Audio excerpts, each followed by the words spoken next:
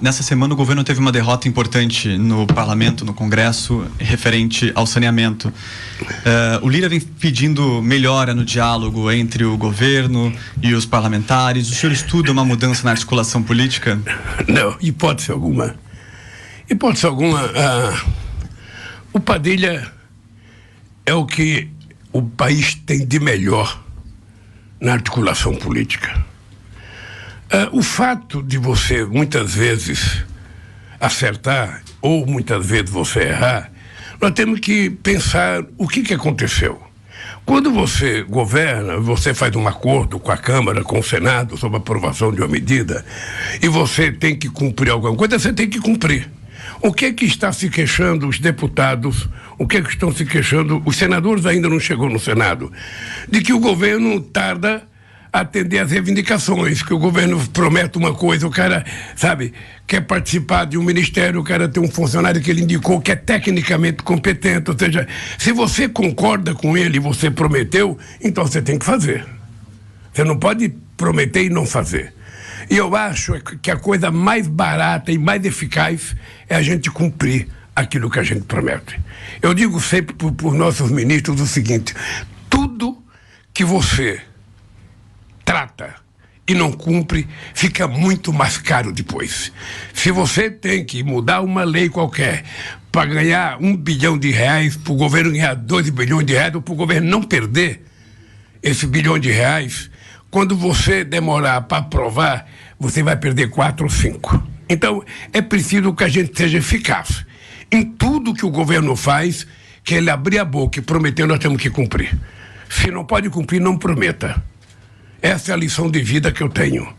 Eu não fiquei preocupado com essa votação.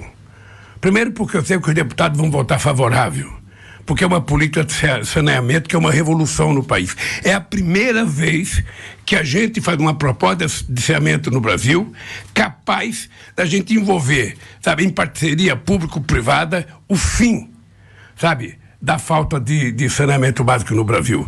Inclusive, convênio com as empresas públicas, que muitas vezes estão proibidas de fazer. Nós, então, abrimos para que o saneamento básico possa ser feito no Brasil. Nós temos cidade maravilhosa, que eu não vou dizer o nome aqui para não atrapalhar turista. Nós temos cidade maravilhosa que tem 100% do esgoto in natura. São recolhidos e não se trata.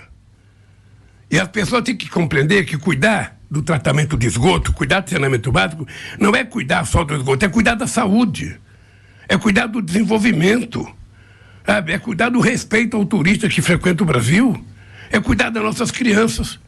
Então é por isso que eu acho que o Congresso vai aprovar. Vocês sabem, eu tenho conversado com o presidente Lira, eu não vejo problema. Se tiver desavença na política, tudo se acerta. Sabe? A coisa mais difícil é você estar sempre acertando. São 513 deputados e um só coordenador político. Então, às vezes pode haver um certo desacordo que não vamos acertar. Na política tudo tem jeito. Presidente, eu digo sempre que a única coisa impossível é Deus pecar. O resto tudo é possível. Presidente, o Leão Serra, TV Cultura. O marco de saneamento era uma lei aprovada pelo Congresso. Saiu na imprensa que o senhor pretende mover uma ação contra um detalhe, uma questão da lei aprovada pelo Congresso da privatização da Eletrobras. O senhor tem batido também muito na autonomia do Banco Central, lei aprovada pelo Congresso. Não é muito murro em ponta de faca num Congresso que o senhor não tem maioria? Desculpe, você nunca me viu bater no Banco Central. Eu não bato no Banco Central porque o Banco Central não é gente, é um banco. Tá? O que eu discordo é da política. É isso. É isso. Quem concorda com a política de juros a 3,75 defenda publicamente. Eu não concordo. Nós não temos inflação que garanta qualquer argumento de dizer nós precisamos manter a taxa de juros alta porque nós não vamos cumprir a meta. Eu não quero nem discutir isso outra vez, porque a meta é o Conselho Monetário que determina. Se ele determinar 1, vai ser mais difícil alcançar. Se determinar 0, vai ser mais difícil alcançar. Se determinar 3, ele não está alcançando. Ora, então você pode mudar a hora que você quiser. O que eu falo é o seguinte: a sociedade brasileira, os varejistas brasileiros, Os empresários brasileiros, os trabalhadores brasileiros não suportam mais a taxa de juros. O desemprego está começando a mostrar a sua cara no setor de comércio. Muitas lojas estão quebrando, estão fechando.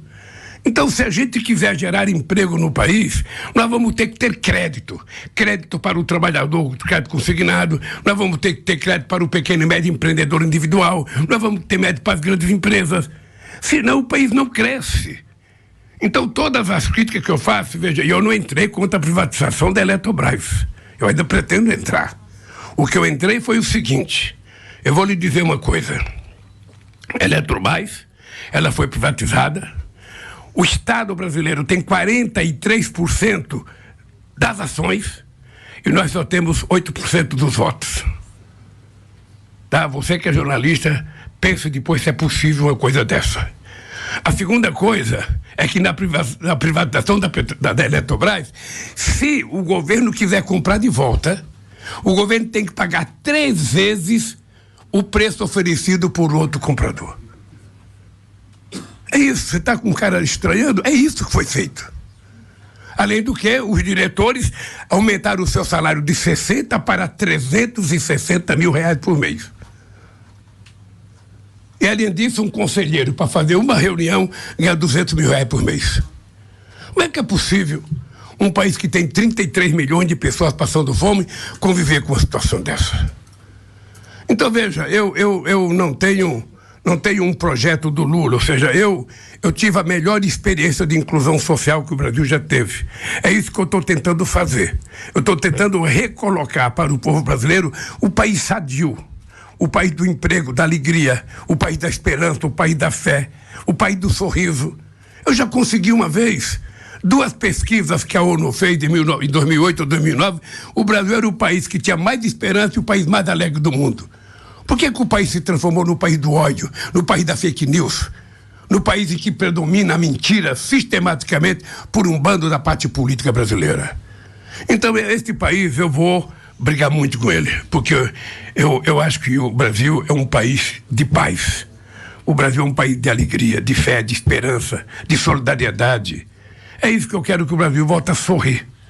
Eu quero que quando alguém levante de manhã, que abrir a porta do seu quarto, do seu apartamento e vê o outro na porta do elevador, não fique com raiva porque já tem alguém na sua frente. Não, entre junto. O elevador é para 2, para 3, para 4, para 5. O Brasil está assim. O cidadão sai na rua, vê um carro na frente dele, acha que o outro é inimigo. Então o país precisa voltar a sorrir. E é isso que eu quero. Por isso que esses absurdos eu vou tentar desmontá-los. Por favor. Presidente, boa tarde. Luiz Faro Monteiro, do Jornal da Record. Presidente, em cima desse panorama preocupante que o senhor traça em relação à manutenção da taxa básica de juros, como é que o senhor vê 2 questões em relação ainda ao apoio também no Congresso? A votação do arcabouço fiscal e também a desoneração daqueles 17 setores produtivos que está prevista para terminar no final desse ano. Como é que o senhor analisa essas questões, tendo em vista esse panorama econômico que a gente vive no presente? Olha, primeiro com relação às votações no Congresso Nacional, eu sinceramente não tenho nenhuma preocupação. Um governo em qualquer parte do mundo, ele manda um projeto para o Congresso Nacional, esse projeto pode ser aprovado por unanimidade, do jeito que ele foi mandado. Esse projeto pode ser remendado, as pessoas podem fazer novos artigos, incluir coisas, e ia ser aprovado. Ou esse projeto pode ser recusado. Ora, se ele for recusado, o governo vai ter que rediscutir com o Congresso Nacional e apresentá-lo de outra forma. Esse é o jogo democrático bom. Sabe, eu quando falo com o presidente do Congresso, é o seguinte, não é o Congresso Nacional que precisa do presidente da República. É o presidente da República que precisa do Congresso. Por isso que a gente tem que ser diplomático, por isso que a gente tem que ser democrático ao lidar. Aquilo que não for aprovado, a gente tenta mudar, atender reivindicações. Às vezes o cara quer uma mudança no artigo da lei. Por que não fazê-lo? Se não prejudicar a essência do projeto, você pode simplesmente fazer. É para isso que existe o Congresso Nacional. É para emendar, para reprovar ou para aprovar as coisas. Com relação à questão da desoneração, eu vou esperar para discutir com o ministro da Economia. Tá? Eu queria voltar à questão do Banco Central. Eu não discuto a autonomia do Banco Central. Não é esse o meu problema. O meu problema é que eu tive um Banco Central, eu indiquei o presidente que era do PSDB, era deputado federal eleito pelo PSDB. Eu nem conhecia o Meirelles quando eu indiquei. E eu duvido que esse cidadão tenha mais autonomia do que o Meirelles teve. Só que o Meirelles tinha a responsabilidade de ter um governo discutindo com ele, olhando as preocupações. Esse cidadão não tem. Ele não tem nenhum compromisso comigo. Ele tem compromisso com quem? Com o Brasil? Não tem. Ele tem compromisso com outro governo que o indicou. Isso é importante ficar claro. E ele tem compromisso com aqueles que gostam de taxa de juros alta. Porque não há outra explicação. Não há outra explicação. Eu já disse isso numa entrevista. Outro dia, numa entrevista para um jornalista, ele disse: para mim atingir a meta de 3%, a taxa de juros tem que chegar acima de 20%. Tá louco? Não, esse cidadão não pode estar falando a verdade. Então, se eu, como presidente, não puder reclamar dos equívocos do presidente do Banco Central, quem vai reclamar? O presidente americano? Então, me desculpem, o Banco Central, ele tem autonomia, mas ele não é intocável. A lei que aprovou a autonomia do Banco Central, ele tem compromisso com o crescimento econômico, ele tem crescimento com o aumento do salário também, com o poder aquisitivo do povo, ou melhor, com o crescimento da economia. Então, sabe, se você tem compromisso com o crescimento da economia, compromisso com a geração de emprego e compromisso com a inflação, cuide dos três. Com os juros a 13,75%, os outros dois não serão cumpridos. Eu estou dizendo, digo isso e vou dizer para você, presta atenção, a economia vai crescer. Ela vai crescer porque nós estamos colocando dinheiro, sabe, na veia do trabalhador.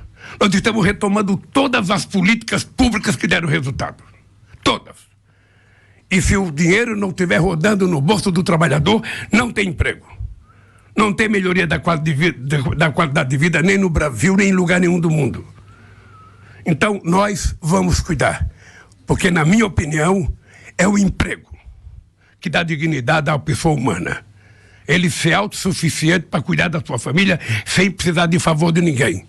E para isso ele tem que ter trabalho. E é isso que eu quero que faça no Brasil. Por isso eu faço crítica à política de juros. Quando o juro estiver bom, eu elogio também.